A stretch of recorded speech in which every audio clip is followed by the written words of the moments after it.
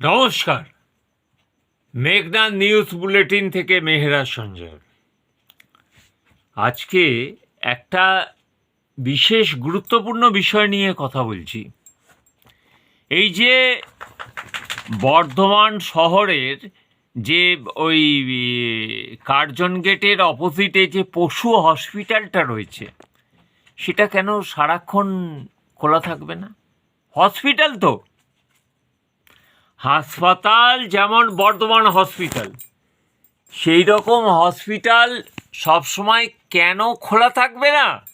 প্রাণী সম্পদ দপ্তরের মন্ত্রী স্বপন দেবনাথ খুব বড় বড় কথা বলেন, আবার মেজাজ হারিয়ে ফেলেন সাংবাদিকদের সঙ্গে কথা বলার সঙ্গে। কেন তার দপ্তরের এখতিয়ার, কেন সারা দিন সারা রাত ওই হসপিটাল খোলা থাকবে না?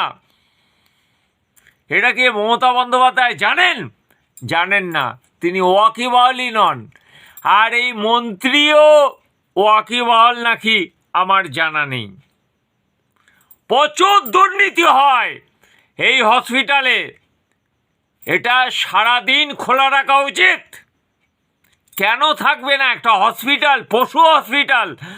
আজকে যদি এই রাতে, আমারও ঘরে পশু রয়েছে, আর যদি তার কোনো হয়, আমি কোথায় নিয়ে যাব?